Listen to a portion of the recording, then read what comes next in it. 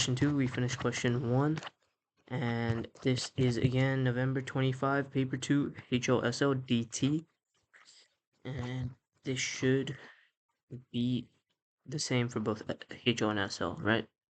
Okay, so we have question 2, an emergent technology in the form of a self-driving wheelchair called the DAAV. Okay, more independence within an airport, right? Okay. Drives the user automatically to the gate. So it's an automatic. Small adjustments can be made to speed and direction by movements of the user's hand. Okay, so it's adjustable movements of the user's hand, so it seems like a sort of haptic technology. Okay, so speed and direction. Right, and so I looked at these questions earlier and sort of highlighted the keywords and possible things that could be an answer. So we have list 2 advantages of adjustability over range of sizes in the design of wheelchairs for users.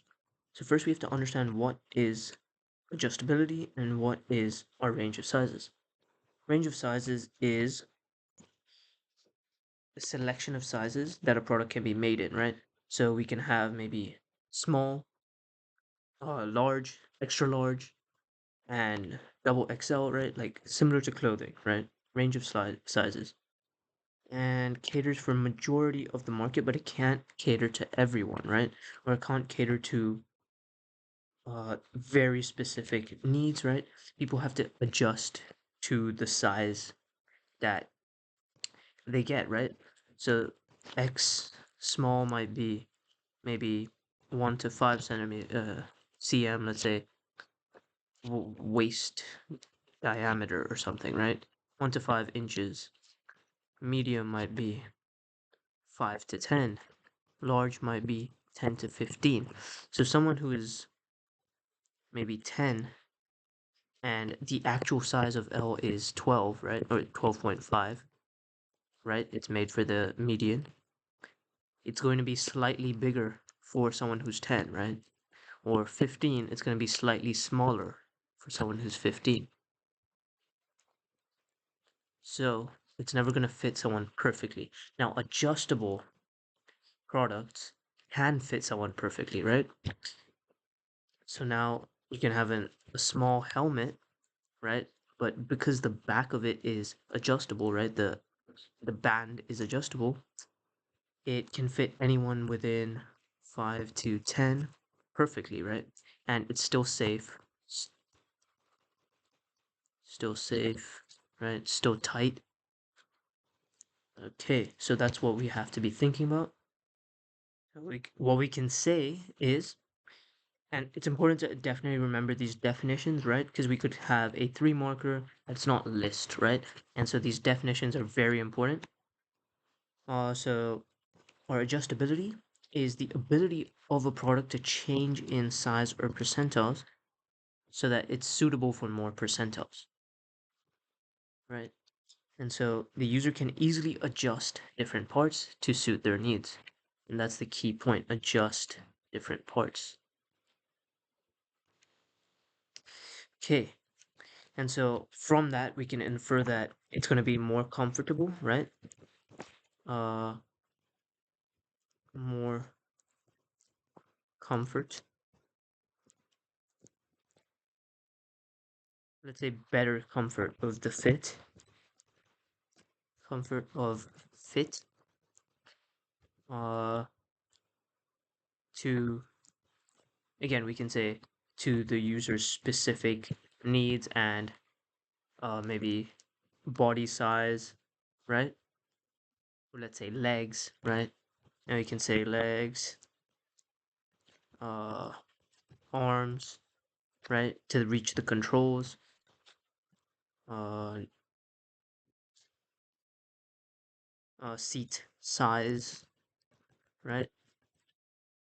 Right, so the legs and arms, the size of the legs and arms need to match the seat size and the seat shape, right?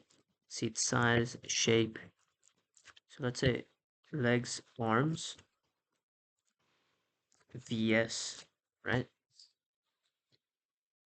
So essentially, this shape and size of the seat should be easily adjustable to different leg, arm, body sizes. We can also talk about the backrest, footrest, right? We're talking about a wheelchair here, right? We don't have our images. Our images are blanked out, so this is the best we can do. Sort of guess. We can talk about the maybe wheels, but I don't think you can have adjustable wheels. But they did say that the speed and direction is adjustable, right? Speed and direction is adjustable. So maybe we can say enhanced safety, right? Enhanced safety from these are the keywords. If you mention these and it's sort of in the right context, then you can get one of those two marks. So enhanced safety uh from from adjusting, and it's real time, right? Adjusting real time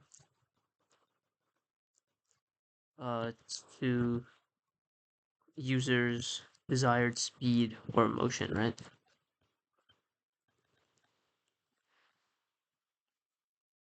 Speed or motion. So it provides that psychological comfort, right? So they don't feel like they're going too fast and might maybe fall down, even though it might be safe.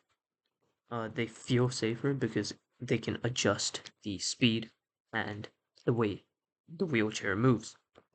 We can also talk about how reach is enhanced, so improved, let's say better again, better reach for controls. I'm not sure if they have to operate any buttons. We don't have the picture again.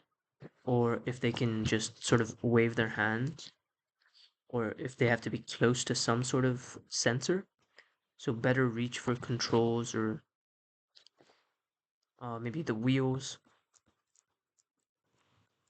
to stop it, or buttons, something like that. We can just say in general parts. Then uh, we can talk about how all of this, so better usability, it comes from all of this, right? So improved usability, right? Because if it's just in a range of sizes, you might not be able to adjust the speed and motion. You may not be able to have it fit to the body of the specific client, so it's not sort of personalized to their needs. So it's not as comfortable. Um, the reach would be it's not adjustable, right? So the controls are always going to be maybe this far apart. So the button is here, person's arm is here. They're going to have to reach, right? If it's adjustable, they can move the control here, right? And depending on the user's arm length, so it's more usable and easier to reach. So all of these improve usability. So maybe I'll just do this, right?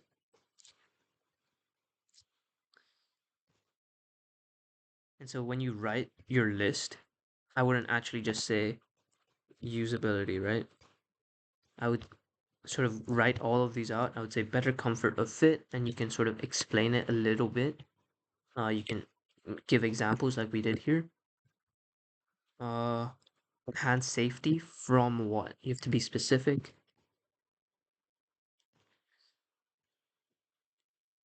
And even if you're sort of the mark scheme is a bit vague, the examiner will be like, okay, they explained it and it makes sense. Let's give him the mark, right? Give them the mark. So, and you can always like sort of add this at the end. which creates improved usability. And if maybe your first list was wrong, but you have both of these, then you're going to get the 2 marks, right? So it's all about getting the examiner on your side. So this is clear, I think. Next is designers can understand more about the usability of a design product when they study human factors. So this is our topic 1, right? Topic 1, anthropometrics, psychological factor data, physiological factor data, biomechanics, all of those outline how understanding the human factors has informed development of self-driving wheelchairs. Okay. Now, what they're essentially saying is, what is the issue with normal wheelchairs that self-driving wheelchairs help to solve through, human factors design? And so this is a great revision of everything in topic 1. So what we should be talking about is some physiological factors, which is comfort, fatigue, biomechanics. That's important. And remember, biomechanics consists of all of these: force, repetition, duration, posture. So if you mention any of these sort of keywords, there's a high likelihood that you'll get that mark, right? And you just have to sort of understand it at the surface level. There's only 2 marks, but again, in the exam, you might have a 6 marker, 3 marker, 4 marker. So always practice and understand all the concepts. So number 1, hope you guys understand these definitions. Comfort is the perception or sense of psychological ease or physical ease, sorry, physical psychological ease. Fatigue, that is sort of the opposite, but a sense of tiredness, right? So you want to reduce fatigue, you want to increase comfort. Next is we can look at biomechanics, or we can look at these. And again, we need to apply to the case study. So one of these marks is going to be application to the case study of wheelchairs. So you can link any of these concepts to the wheelchair itself. So we can say comfort. Okay, let's just put the application here. Application, right? And we would say something like comfort, or to increase comfort for differently abled, for disabled people, maybe who can't walk. The designers may have considered improving comfort and maybe texture, or sort of to improve pleasure and satisfaction, right? Through the shape, of size, shape, of the backrest, footrest, the seat, right? Again, we can include those things. So I think that is the application, good application. Size, shape of seat, backrest, right? Footrest. We can talk about texture as well, right? Texture, material, right? You want some comfortable material. You don't want something rough or rigid. You need something soft, right? That has maybe less impact on the bones, right? Joints. So that is again biomechanics. So again, take a note of all these definitions. We can just walk through it quickly, since question 2 is pretty short anyway. So biomechanics is the research and analysis of mechanical movements of the human body, and it includes these 4 ideas. So what we have, let's maybe highlight this. We have 1, we have 2, we have 3, duration, and 4 is posture. So this is a great revision of topic 1, everything that we really need to know. The impact on, so force is the impact on the user's joints, muscles, everything like that, right? On the body. And so excessive impact, we're going to have wear and tear, fatigue, tense, right? So we can link biomechanics to fatigue and comfort. Yeah, so let's leave this highlighted actually. And all of these are linked. So if we have high force, high repetition, right? So essentially the task or the force needs to be put in multiple times, that is going to lead to our MSDs. And this is an important idea. MSD is a musculoskeletal, sorry, musculoskeletal, I think that's how you spell it. So basically, I think you can see muscles and the skeletal system. So the skeleton. So our bones and our muscles work together, right? So we're gonna have those musculoskeletal disorders. Those are called MSDs, and that comes from uh sort of working in awkward positions, especially with poor posture. So we can even say awkward posture or task, right? So this is important. Remember that. And let's try and link it, right? E.g., spinning the wheels of our traditional wheelchair. Spinning wheels of wheelchair, right? That's the issue for traditional wheelchairs. And if you're, let's say, you don't have arms, or uh, you're paralyzed, or you're disabled in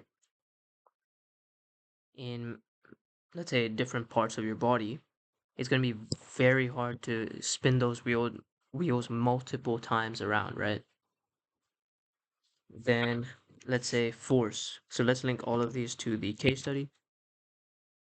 Say they have to push up a ramp, or let's say I'm not sure if you've ever seen someone on a wheelchair, like sort of observed how they have to move, but they essentially have to extend their arms right around the wheel and then pull back quickly, and then keep doing that again and again.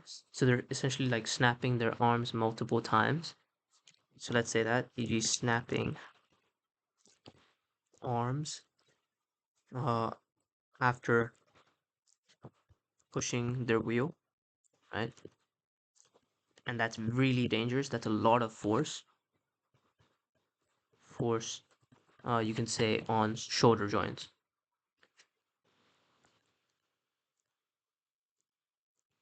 Okay.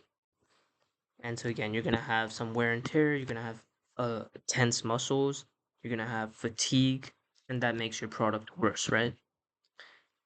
Or that gives you something to improve in the next generation. In this self-driving wheelchair.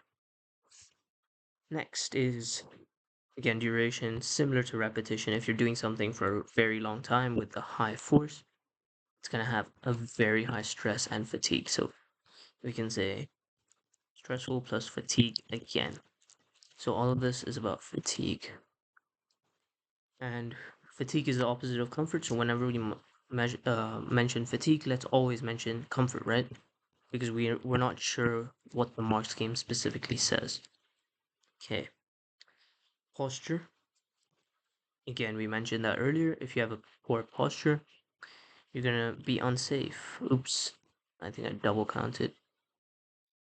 Or we couldn't say instead say poor usability, or poor comfort, right? Yeah. So unsafe, poor comfort, and you lose stability, balance, right? That's gonna be very dangerous. And I think that you might see that in a traditional wheelchair, right? So that's something we're trying to improve. So you can go with any of these ideas. Then you have anthropometric data. What is anthropometric data? That is an aspect of ergonomics. In fact, ergonomics comes under anthropometrics in, I think it's topic 1.1, and that's everything to do with body measurements. So biomechanics is mechanical movements, right? So you're analyzing the movements of the human body. Anthropometrics deals with measuring, right? So you're not analyzing movements, you're not looking at how, you're not observing how people sort of move in a dynamic situation, right? Anthropometric data is usually static data. It can be dynamic, like reach, but it's usually static.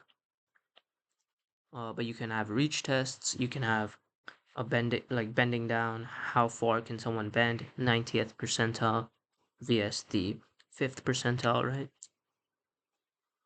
So this is all about body measurements. And now you're considering size, strength, and physical capacity to do something. So maybe people can grip strength, right? Grip strength of the wheel, for example.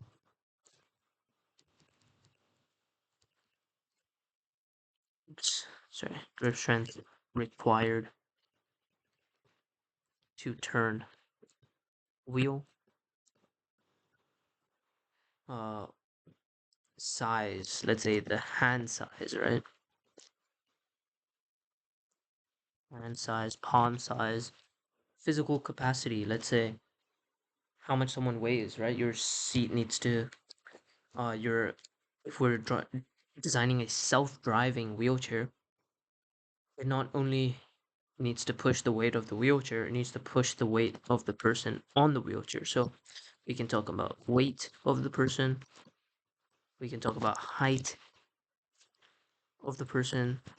So if someone is really tall, but the chair is designed for, let's say, 50th percentile, and your legs are really long, it doesn't fit on the footrest, your knees are sort of sticking out, the seat is not comfortable, that is an issue. You might fall out. It's going to destabilize the self-driving sort of drivetrain or control system. Next is physiological factor data. So these are all part of topic 1.1, human factors. And we know there's one, two, and psychological, but in this case, the only link to psychological would be in terms of comfort, right? Psychological comfort and safety, but it's not very clear in this case study, so I wouldn't go for that. So psychological just means related to the mind and the sort of emotional state, while physiological refers to physical characteristics, right? So what you would see in psychological is things like texture, temperature, lighting, alertness, right? That's all part of, uh, let's say, those are environmental factors, right? So that's all part of psychological factor data. Smell, taste as well, noise. Okay, this is all physiological. So I would say it's used to optimize comfort. So this would be the clearest one, along with biomechanics. So self-driving wheelchair essentially improves comfort in a lot of ways, right? You're not pushing anymore. You're just sitting. It drives you where you want. There's less memory burden for those of you who are HL. Safety is higher, hopefully, I would hope.